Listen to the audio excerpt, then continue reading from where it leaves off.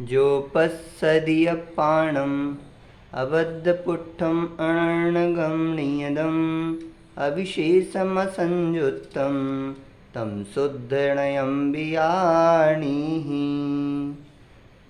जो नए आत्मा को बंध रहित, पर के स्पर्श से रहित, अन्यत्व रहित, चला चलता रहित, विशेष रहित, अन्य के संयोग से रहित, ऐसे 5 भाव रूप से देखता है, उसे हे शिष्य तू शुद्ध नए जान।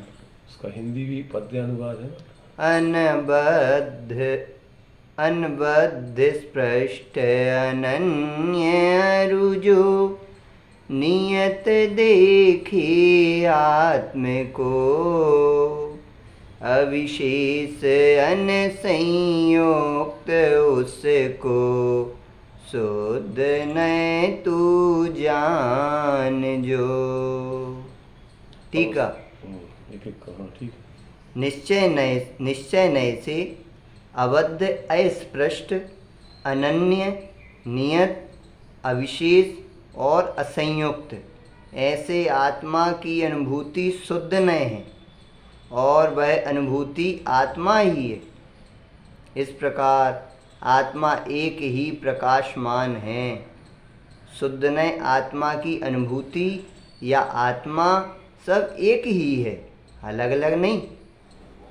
यहाँ शिष्य पूछता है कि जैसा ऊपर कहा है वैसे आत्मा की अनुभूति कैसे हो सकती है। उसका समाधान यह है, बद्ध स्पृष्ट आदि भाव अभूतार्थ हैं, इसलिए यह अनुभूति हो सकती है। इस बात को दृष्टांत से प्रकट करते हैं। जैसे कमलनी पत्र जल में डूबा हुआ हो तो उसका जल से स्पर्शित होने रूप अवस्था से अनुभव करने पर जल से स्पर्शित होना भूतार्थ है, सत्यार्थ है। तथापि जल से किंचित मात्र भी ना स्पर्शित होने योग्य कमलनी पत्र के स्वभाव के समीप जाकर अनुभव करने पर जल से स्पर्शित होना अभूतार्थ है, असत्यार्थ है। इसी प्रकार अनादि काल से बंधे हुए आत्मा का पुद्गल कर्मों से बंधने स्पर्शित होने रूप अवस्था से अनुभव करने पर बद्ध स्पृष्टता भूतार्थ है, सत्यार्थ है।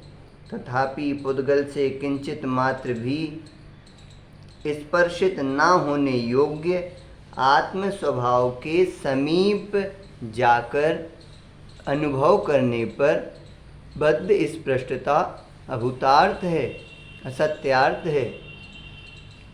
तथा जैसे मिट्टी का ढक्कन, घड़ा, झारी इत्यादि पर्यायों से अनुभव करने पर अन्यत्व भूतार्थ है, सत्यार्थ है। तथापि सर्वतः अस्खलित सर्व पर्याय भेदों से किंचित मात्र भी भेद रूप न होने वाले एक मिट्टी के स्वभाव के समीप जाकर अनुभव करने पर अन्यत्व अभूतार्थ है, असत्यार्थ है। इसी प्रकार आत्मा का नारक आदि पर्यायों से अनुभव करने पर पर्यायों के अन्य अन्य रूप से अन्यत्व भूतार्थ है, सत्यार्थ है। तथापि सर्वतः अस्खलित सर्व पर्याय भेदों से किंचित मात्र भेद रूप न होने वाले एक चैतन्याकार आत्म स्वभाव के समीप जाकर अनुभव करने पर अन्यत्व अभूतार्थ है, असत्यार्थ है। कितने पक्ष हो गए? ये अबद्ध, अस्पृष्ट और अनन्य दो का स्पष्टीकरण हुआ। हाँ, 5 हैं। 5 हैं। अनियतता जैसे समुद्र का वृद्धि हानि रूप अवस्था से अनुभव करने पर अनियतता यानी अनिश्चितता भूतार्थ है, सत्यार्थ है। तथापि नित्य स्थिर समुद्र स्वभाव के समीप जाकर अनुभव करने पर अनियतता अभूतार्थ है, असत्यार्थ है। इसी प्रकार आत्मा का वृद्धि हानि रूप पर्याय भेदों से अनुभव करने पर अनियतता भूतार्थ है, सत्यार्थ है, तथापि नित्य स्थिर निश्चल आत्म स्वभाव के समीप जाकर अनुभव करने पर अनियतता अभूतार्थ है, असत्यार्थ है। जैसे सोने का चिकनापन, पीलापन, भारीपन इत्यादि गुण रूप भेदों से अनुभव करने पर विशेषता भूतार्थ है, सत्यार्थ है, तथापि जिसमें सर्व विशेष विलय हो गए हैं, ऐसे सुवर्ण स्वभाव के समीप जाकर अनुभव करने पर विशेषता अभूतार्थ है, असत्यार्थ है। इसी प्रकार आत्मा का ज्ञान, दर्शन आदि गुण रूप भेदों से अनुभव करने पर विशेषता भूतार्थ है, सत्यार्थ है, तथापि जिसमें सर्व विशेष विलय हो गए हैं, ऐसे आत्म स्वभाव के समीप जाकर अनुभव करने पर विशेषता अभूतार्थ है, असत्यार्थ है। जैसे जल का, अग्नि जिसका निमित्त है, ऐसे उष्णता के साथ संयुक्तता रूप, तप्तता रूप अवस्था से अनुभव करने पर उष्णता रूप संयुक्तता भूतार्थ है, सत्यार्थ है, तथापि एकांत शीतलता रूप जल स्वभाव के समीप जाकर अनुभव करने पर उष्णता के साथ संयुक्तता अभूतार्थ है, असत्यार्थ है। इसी प्रकार आत्मा का कर्म जिसका निमित्त है, ऐसे मोह के साथ संयुक्तता रूप अवस्था से अनुभव करने पर संयुक्तता भूतार्थ है, सत्यार्थ है, तथापि जो स्वयं एकांत बोध रूप यानी ज्ञान रूप है, ऐसे जीव स्वभाव के समीप जाकर अनुभव करने पर संयुक्तता अभूतार्थ है, असत्यार्थ है। गए पूरे भावार्थ जी, पूरे हो गए पूरे चलो, 5 हो गए। चलो भावार्थ पढ़ लो। इसमें आप जो द्रव्य और द्रव्य स्वभाव की व्याख्या कर रहे थे, उस कहाँ गलती करते हैं हम उस द्रव्य और द्रव्य स्वभाव को समझने में? देखो, पहली बात तो ये है, वक्ता के अभिप्राय को नहीं कहते। नहीं कहते हैं। हाँ, तो अब अपने लिए जैसे मोह, तो मोह में अपन जब मोह कहते हैं तो मोह में क्या आता है?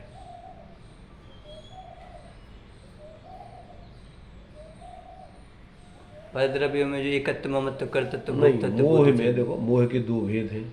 दर्शन, मोह, चारित्र। मूल में तो 2 भेद हैं। हाँ, ऐसे ही जब अपन आत्मा कहते हैं तो आत्मा में क्या होता? आत्मा किसी कहते हैं, आत्मा में ऐसे ही जैसे दर्शन मोह के 2 भेद हैं, ऐसे ही आत्मा के 2 पक्ष हैं, पक्ष है। यानी 2 प्रकार के धर्म हैं, ऐसा कहो उसमें। अच्छा, नित्य नित्य, अनित्य, एक अनेक, भेद अभेद, ठीक। सत असत आदि आदि जितने भी ये परस्पर विरोधी धर्म है, ऐसे हाँ, ऐसी आत्मा में परस्पर ऐसे विरुद्ध अनंत धर्म है, ठीक है ना। तो अब अपने लिए यहाँ तो चूंकि वो मोह एक सामान्य कथन है, अब मोह का अपन क्या करते हैं, जब राग द्वेष मोह कहते हैं तो मोह में अकेला दर्शन मोह लेते हैं, हाँ, और फिर राग द्वेष चारित्र मोह में लेते, दूसरा पक्ष हाँ, कर देते हैं। ठीक है। समझ गए? ऐसे यहाँ पर जब अपन द्रव्य स्वभाव की बात करते हैं और पर्याय स्वभाव की बात करते हैं, अथवा शुद्ध निश्चय नय की बात करते हैं और व्यवहार नय की बात करते हैं, तो ये 2 पक्ष खड़े होते हैं। सामान्य से आत्मा द्रव्य पर्यायात्मक, ठीक है, ये वस्तु स्वरूप हो गया। हाँ, द्रव्य गुणात्मक, हाँ, नित्य नित्यात्मक, ठीक। ये वस्तु में, पूरी वस्तु में दोनों चीजें हैं। अब जब अपन द्रव्य स्वभाव की बात करेंगे अथवा शुद्ध नय की बात करेंगे, परम शुद्ध निश्चय नय की बात करेंगे, तो उसमें अपन आत्मा का स्वरूप एक पक्ष रूप बताएंगे। हाँ, ठीक। पर्याय को कह देंगे ये अलग है और आत्मा अलग, ऐसा अलग है। तो अब वो आत्मा माने आत्मा का द्रव्य स्वभाव लेना है, ठीक है। वो आत्मा में पूरी आत्मा नहीं लेना है। हाँ। अच्छा, अब दूसरा उसमें एक और मर्म गर्भित है कि जब वो द्रव्य स्वभाव रूप आत्मा कहते हैं, द्रव्य दृष्टि के विषय रूप आत्मा कहते हैं, तो सारे भेद उसमें गर्भित होके आते हैं। समझ रहे हैं ना? सही। सारे भेद गर्भित होके आते हैं। और जब अपन वस्तु को भेद करके कथन करते हैं तो फिर उसमें भी भेद और अभेद दो पक्ष अलग हो जाते हैं। हाँ। जब अपन क्या करेंगे, द्रव्य स्वभाव कहेंगे, तो अपन को द्रव्य स्वभाव में क्या होगा कि आत्मा अखंड आएगी। उसमें उसके जो दो पक्ष बनाए जाते हैं, जैसे हाँ। आत्मा के, जैसे मान लीजिए अपन को निश्चय व्यवहार से दो पक्ष बनाए जाते हैं। तो निश्चय व्यवहार के दो पक्षों में, अब चतुष्टय को अपन दो पक्षों में बांटते हैं, द्रव्य, क्षेत्र, काल, भाव। सामान्य से वस्तु चतुष्टयात्मक है। वस्तु चतुष्टय। अब उस चतुष्टय में फिर निश्चय व्यवहार का पक्ष खड़ा होता है। किसमें? चतुष्टय में। हाँ। एक ही वस्तु चतुष्टय रूप है, उस एक वस्तु में द्रव्य के दो पक्ष हैं, सामान्य विशेष। वो अखंड वस्तु है चतुष्टय रूप। हाँ। उस अखंड वस्तु के फिर चार भेद कर दिए, द्रव्य, क्षेत्र, काल, भाव। चार भेद कर दिए अखंड वस्तु के। अब द्रव्य के भी फिर अपन ने दो भेद कर दिए। द्रव्य के दो भेद कौन से कर दिए? सामान्य विशेष। सामान्य में अखंड द्रव्य ले लिया, विशेष में क्षेत्र, काल, भाव। अच्छा।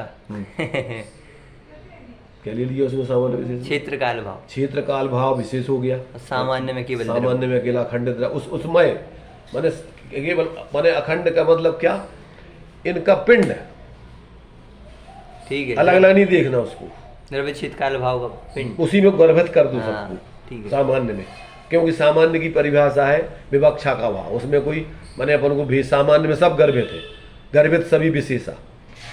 सामान्य किसे कहते हैं? तो उसमें गर्भित होकर के सामान्य देखना, सभी विशेष गर्भित है उसमें। ठीक है। तो जब अपन भारत कहेंगे तो उसमें अपन को प्रांत नहीं देखना, अलग अलग तहसीलें नहीं देखना, जिले नहीं देखना, जनसंख्या नहीं देखना, क्षेत्रफल नहीं देखना, अखंड भारत। अखंड एक भारत। अब अखंड भारत भी एक पक्ष हो गया है, और खंड भारत भी एक पक्ष हो गया। गलत दोनों नहीं, समझ रहे? अब इसमें बहुत भ्रमित होता है लोगों को। जब अपन अखंड भारत की बात कर रहे हैं, उसके एक पक्ष कहने पर भी पूरा भारत आ रहा है अभेद रूप में, सामान्य रूप में। अब जब उसी भारत का आप विभाग बताओगे तो उसी का विभाग करके सारी चीजें उसमें आएंगी, ठीक है। तो अब उसमें अपन क्या है कि द्रव्य स्वभाव में व्यवहार का निषेध कर देते कि ये है ही नहीं है, कैसे नहीं है? वो भेद करके नहीं है, अभेद करके तो सब है उसमें कि नहीं है। अभी उसकी तरफ से देख नहीं रहे, बस इतना है कि उसको अपन ने गौण किया है, बस इतनी बात। भेद करके देखोगे तो वही भारत, फिर प्रदेशात्मक क्षेत्रफल से देखो, जनसंख्या से देखो, उसकी जो भी है उसमें पूरा देखो भेद करके, ठीक है। तो वही व्यवहार हो गया। अब वो व्यवहार का मतलब भेद करके कह रहा है तो एक एक हिस्सा पूरा भारत नहीं है। हाँ, एक एक हिस्सा। इसलिए अपन कहते हैं जो जो जो जो जो हम मैं नहीं हूँ, ये क्यों क्या नहीं हूँ कि वो मैं तो हूँ परंतु पूरा मैं नहीं हूँ। अब उस पूरे मैं के निषेध करने के लिए अपन व्यवहार का निषेध कर दे तो व्यवहार को तुम सर्वथा निकाल दो उसमें से। अब निकाल दो सब व्यवहार, सारे भेद, तो वस्तु खत्म, वस्तु खंडित हो गई। नहीं है ही नहीं ना वस्तु। भारत का क्षेत्रफल अलग निकाल दो, अलग भारत की जनसंख्या अलग निकाल दो, भारत में जो कुछ भी है वो सब प्रॉपर्टी वगैरह सब अलग कर दो। अब कौन सा भारत है? अभाव हो गया वस्तु का।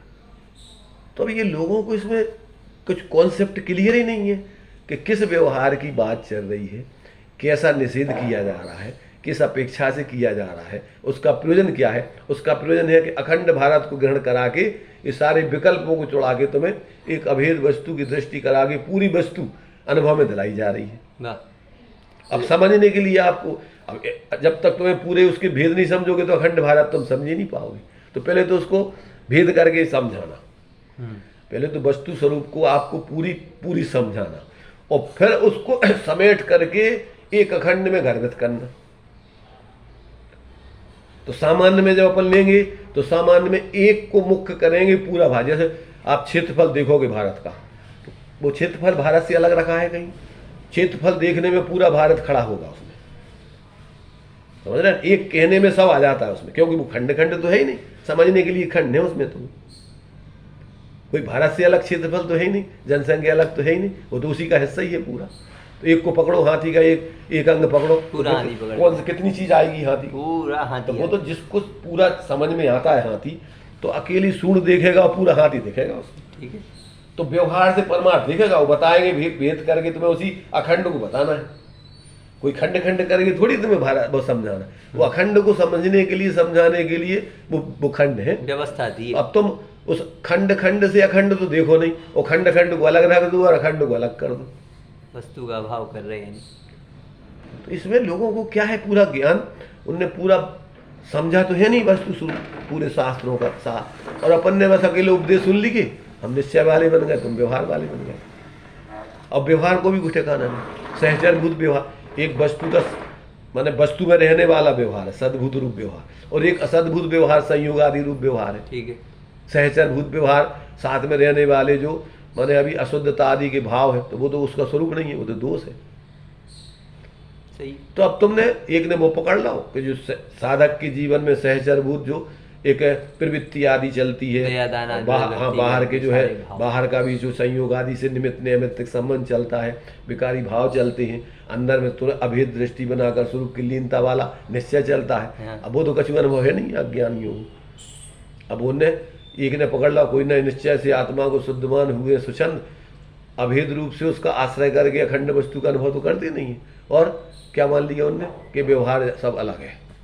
कौन सा व्यवहार? वो भी जो उपचरित असद्भूत व्यवहार, उपचरित सद्भूत व्यवहार मान लो, रागादिक भाव वो, अथवा बाहर के शरीर आदि संयोग आदि निमित्त नैमित्तिक संबंध से छोड़ना आदि, जो कोई नए निश्चय से आत्मा को शुद्धमान हुए स्वच्छंद न पहचाने शुद्धता, कोई व्यवहार दान तप शील भाव, कोई आत्मा को हित जान छोड़ते न उद्धार।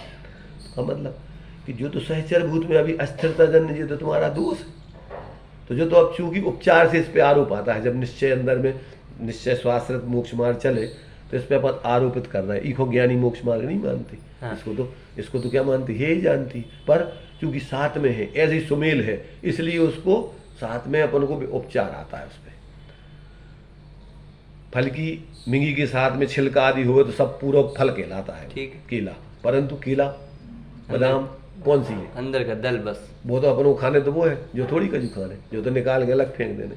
तो धीरे धीरे स्वरूप को ग्रहण करते जाओ और ये सब व्यवहार प्रवृत्ति छोड़ते जाओ, छूटती जाएगी। अब वही छूटती जाए। अपन व्यवहार में निषेध भी किया है, निषेध माने छोड़ो इसको, ऐसे कहने से नहीं छूटता, स्वरूप को ग्रहण करते जाओ, वो छूटता जाएगा। प्रक्रिया छोड़ने की प्रवृत्ति पूर्वक, यदि मोक्ष की है कामना तो जीव को जानिए मानिए और उसका अनुसरण करिए।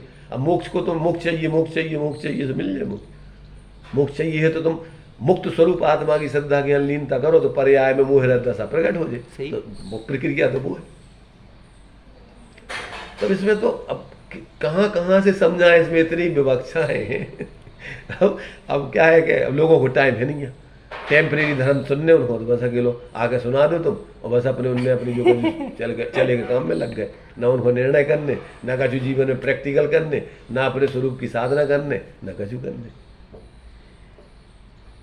बड़ी समस्या है मैडम बनाए। तो अब इसमें अब जी 5 पक्ष था इसमें, शुद्ध नय के विषय भूत। अब शुद्ध नय के विषय में पूरी आत्मा को एक एक नय की दृष्टिकोण से ग्रहण कराओ, बस है ना। परंतु अब वो चूंकि कथन तो ऐसे भेद करके तुम्हें सारे एंगल समझाएंगे ना उसमें की, जैसे मान लो चतुष्टय कोई एंगल है, सामान्य विशेष, उसमें सामान्य ग्रहण करो, पूरी आत्मा गई, विशेष गर्भित है उसमें। अब इसके बाद में भेदाभेद प्रदेशों की अपेक्षा असंख्यात प्रदेश कहो या अखंड, असंख्यात प्रदेश अलग अलग तो है नहीं, समझ में गिलाने वो तो व्यवहार से अपन ने एक प्रदेश, एक परमाणु जितने आकाश के प्रदेश पे घेरता है वो प्रदेश कहलाता है। तो अखंड वस्तु में वो तो कोई असंख्यात थोड़ी रखे आत्मा प्रदेश, समझ में गिलाने अपन ने पुद्गल को रख करके असंख्यात भेद कर दें, पर वो तो कहते हैं कि अभेद है, असंख्यात है नहीं, एक ही प्रदेश है। नहीं तो उसको जब निश्चय से कहेंगे तो एक प्रदेशी आत्मा, एक प्रदेशी माने एक प्रदेशी नहीं, एक प्रदेशी माने अखंड, अखंड प्रदेशी। तो वो एक अखंड में आ जाएगा पूरा सब प्रदेश। ऐसा नहीं कि प्रदेश अलग हो जाएंगे, वो अखंड अलग हो जाएगा। तो क्षेत्र में अखंड ले लिया तो सब वो खंड खंड अब देखने नहीं उनमें, क्योंकि वो तो उसमें गर्भित हो गए ना सब। पर सही है। भाव में अपने लिए द्रव्य क्षेत्र काल, काल में अब काल में आत्मा पर्याय मित्र काल में जात व्याप्ति है। भूत वर्तमान, भूत भविष्य वर्तमान 3 काल बढ़ जाते, जबकि आत्मा उन सभी पर्यायों में अखंड रूप से अनवय रूप से रहती है। तो अपन को त्रिकाल लेना है। त्रिकाल में द्रव्य आता है और भूत वर्तमान भविष्य में पर्याय आती है।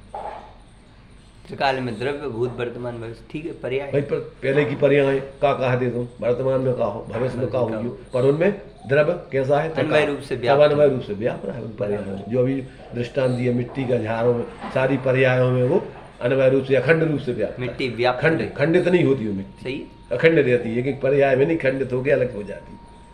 तो वो देखना है। तो जब अपन त्रिकाल लेंगे तो सब पर्याय उनमें गर्भित हो गई। पर्याय को छोड़ के द्रव्य तो कहाँ मिलेगा तुम्हें? पर्याय के बिना द्रव्य होते ही नहीं। तो उस समय की पर्याय में द्रव्य अनन्य है, क्षणिक तादात्म्य संबंध है पर्याय का द्रव्य के साथ। ठीक। तो अब अपन को चूंकि अकेली एक पर्याय मात्र नहीं है, भूत की के वर्तमान की, बस उनमें सब में धारा प्रवाह अखंड रूप से रहता है वो। तो वो जब अपन ने क्या ले लिया? त्रिकाल ले लिया। तो त्रिकाल में सारी पर्याय, त्रिकालवर्ती पर्यायों का पिंड आ गया। पिंड आ गया। तो अपन पर्याय है नहीं, आत्मा है ही नहीं है। पर्याय में ही, पर्याय में द्रव्य व्यापक को है। देखना, तो अब एक पर्याय द्रव्य नहीं है, बस इतना निषेध करना था। सही है कि एक पर्याय द्रव्य नहीं है, वो द्रव्य का एक अंश कह दो। वो तो है, भेद करके तो भाई सद्भुत व्यवहार है। पूरा द्रव्य कैसे कह रहे? तो वो यही से कह रहे हैं कि अकेले तुमने एक पर्याय द्रव्य मान लो तो बस वो मिथ्यात्व होगा। सही। और पर्याय अलग कर बिल्कुल ही नहीं मानी तो वो मिथ्यात्व होगा, निश्चयाभास होगा। बहुत विडम्बना है।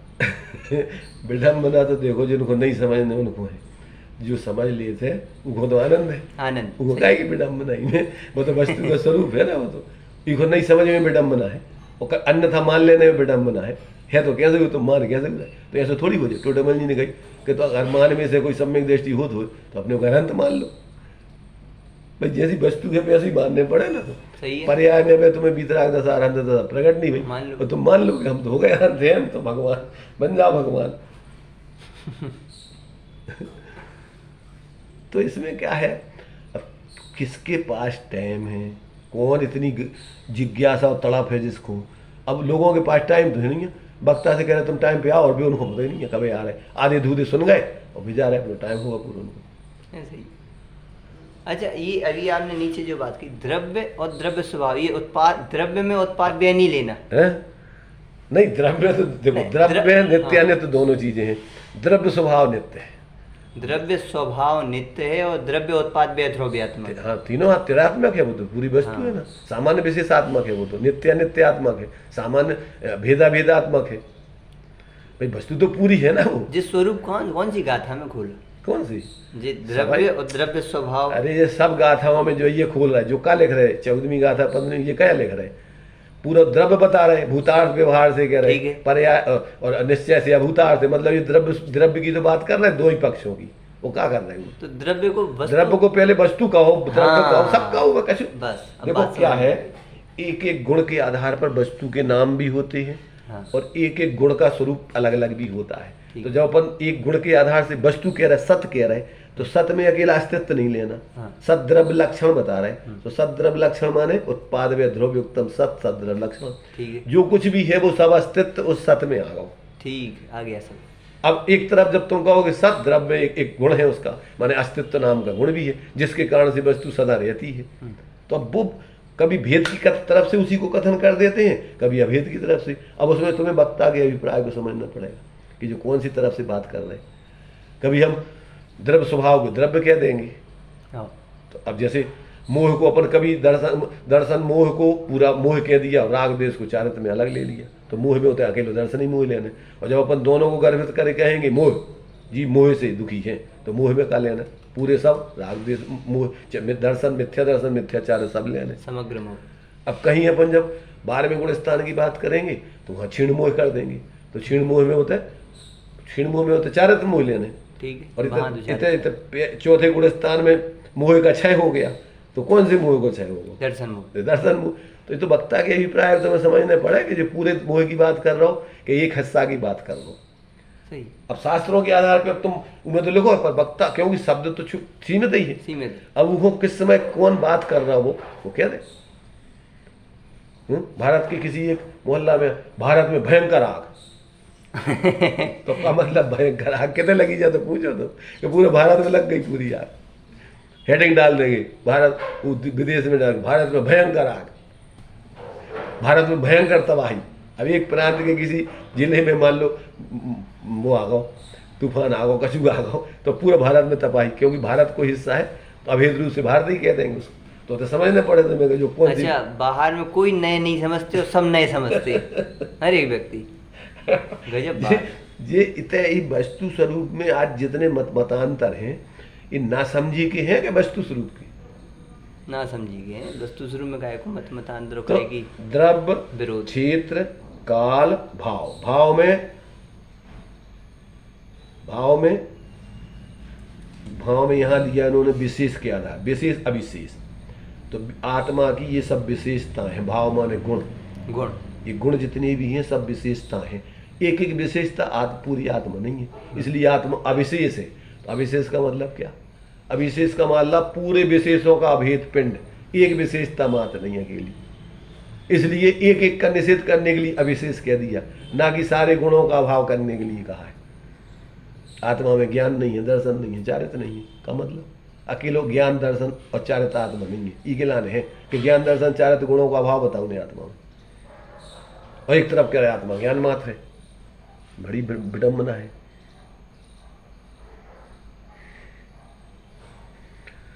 तो इको तो भैया देखो, जब तक व्यक्ति स्वयं समझ करके स्वरूप आराधना नहीं करता, कितने ज्ञानी कहते हैं हम कहाँ कहाँ की बताएं बातें, कितनी बताएं, एक साथ सब कहीं नहीं जा सकती, इसलिए अवक्तव्य है। एक नए अवक्तव्य नए भी है भंग है कि भैया पूरी वस्तु को हम बता ही नहीं सकते, अनुभव गम है, अनुभव गोचर स्वानुभूत्या चकास्ती। अब तो तुम उसको अनुभव करो, अब वो सब आ जाएंगे गर्भित होके अनुभव में। जब तुम एक ठंडा ही पियोगे तो तुम उनकी अब सारी विशेषताएं इकट्ठी आएंगी। अब तुम्हें हम उनकी क्या क्या एक एक करके क्या बताएं, और उनको स्वाद आउने नहीं है शब्दों में बताए से, स्वाद तो तुम्हें पिए में ही आएगा। ऐसी कितने समझाओ तेरा 11 अंगों पूर्व तक तुम्हें विकल्पों में समझाओ तेरे में, पर आत्मा की तुम्हें गंध नहीं आएगी। अनुभव करने पर ही इसका रस।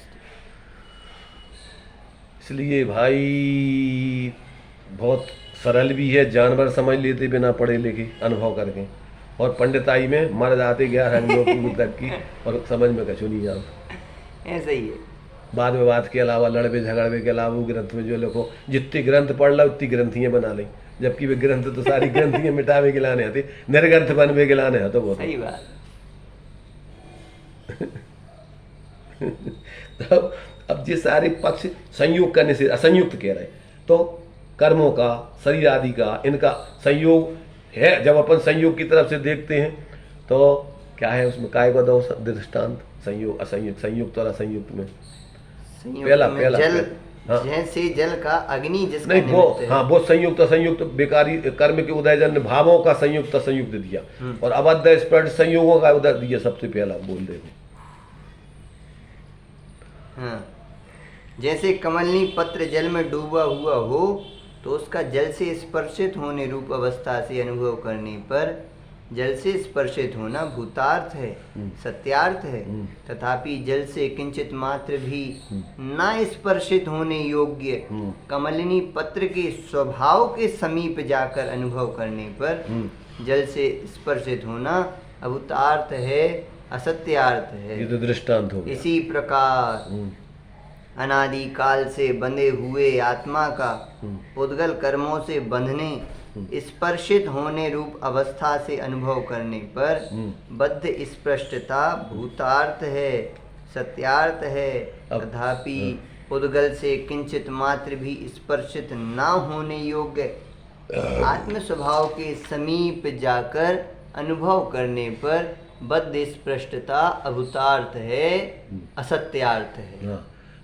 अब देखो इसमें क्या है कि जब अपन अनादिकालीन टूडा में नहीं लिखा ना कि प्रत्यक्ष रूप में तू कर्मों से बंधा हुआ है। हाँ। शरीर में वो कह रहा कि मेरे में ना कर्म है ना शरीर है। मैंने उसने क्या है कि संयोग को सर्वथा उसने माने उसको भिन्न नहीं मान लिया जैसे अन्य पदार्थ, बंधन उसने निषेध ही कर दिया निश्चयभाषी। जी हाँ, गलती कर दी।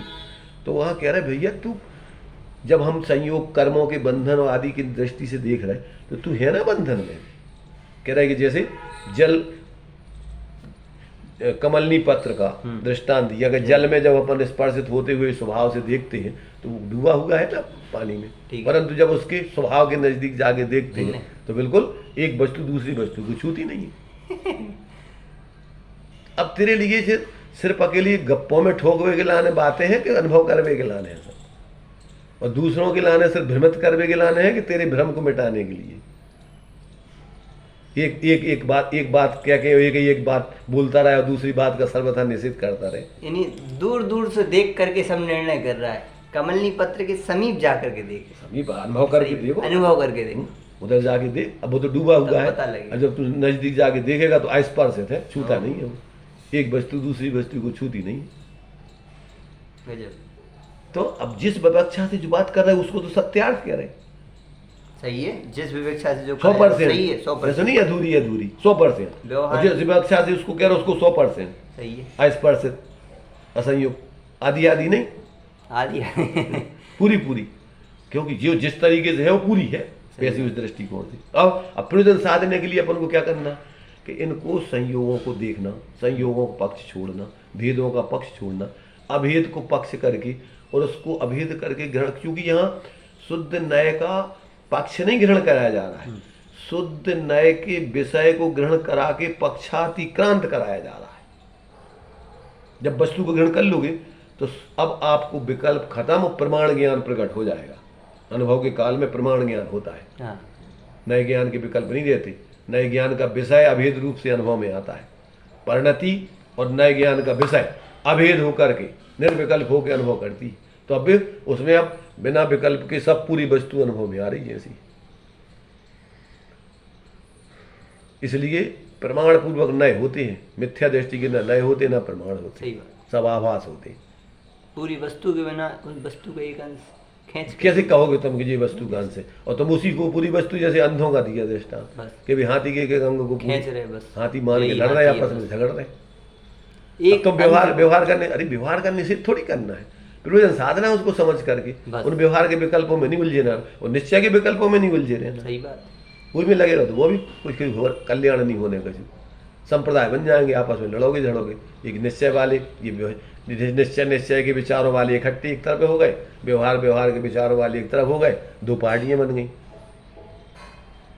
और ज्ञानी कह रहे जब जाने निश्चय के भेद व्यवहार सब कारण को उपचार माने तब बुद्धता। तो अब ये क्या है कि ये सारी चीजें तो देखो समझ करके और जीवन में प्रैक्टिकल करके समाने की है, बोलने चालने की नहीं। आचार्य कह रहे जो निधि पाकर निज वतन में गुप्त रह जन भोगते त्यों ज्ञानी जन भी ज्ञान निधि पर समझ में आ गई। तो कहो मत ये यहाँ पर हाट है लुटेरों का तुम लुट जाओगे, तुम्हारी निधि लूट लेंगे भी, तुम्हें और साथ नहीं करने देंगे। इसलिए इन मिथ्या दंभियों में, सांप्रदायिक बुद्धि वाले धर्मांधों में अगर तुमने धर्म की अपनी जो है बात करके और उसके बात का निषेध किया तो वे विरोधी समझ करके तुम्हें मिटा देंगे। ऐसे समझ रहे, ज्ञानी सोचेंगे ये करुणा करके हमारी मूढ़ता, हमारी अनंत अज्ञान मिटा के दुर्बुद्धि दूर करके ज्ञानी बनाने की बात कर रहे। वे सोचे जी हमारे विरोधी, क्यों कि तुम्हारा पक्ष है उसका, तुमने उससे वस्तु स्वरूप को समझा तो है नहीं और पक्ष ग्रहण कर लिया। ये कि पक्षातिक्रांत तो भय नहीं और तुम पक्ष में आ गए।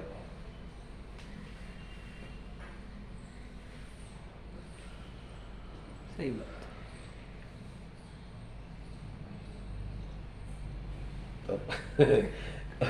अब किससे अपन क्या कहो इसलिए कहने का मार्ग नहीं, बस ये तो समझ के जीने का मार्ग है। और कोई टोडाबल जी कहते अगर कोई पात्र जीव देखे तो चर्चा कर लो, और नहीं तो मध्यस्थ रह गए अपनी आराधना करो।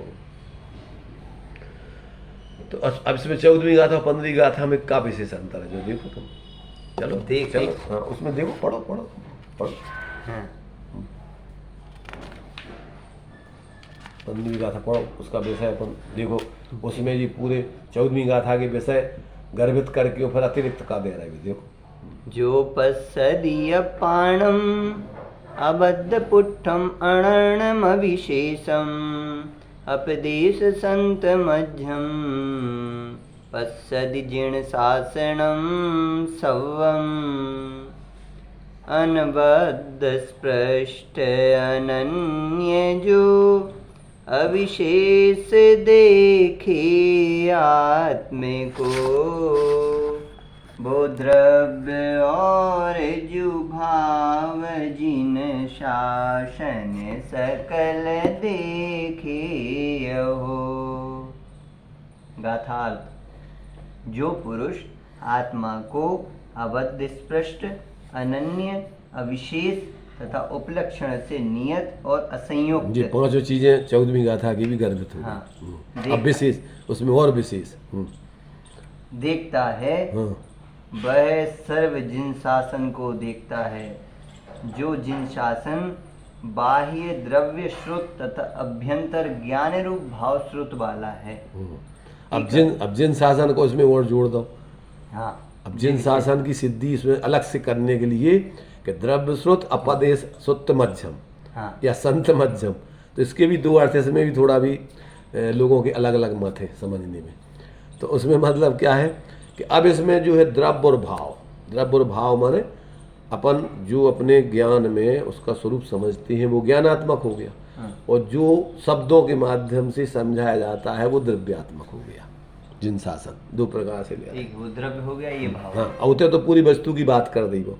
अब इतने तुम्हारा ने और व्यवहार का पक्ष भी उसको सिद्ध करके कि माने जिन शासन माने जैसे समय सार, तो समय सार एक तो ग्रंथ शब्दात्मक और एक अंदर में अपना शुद्धात्मक, तो ये उसका विशेष है। अब इसको अपन विशेष अलग से ही देखें, एक ही गाथा को अब तो चिंतन मनन करो। ठीक, बहुत बढ़िया विषय खोला वास्तव में।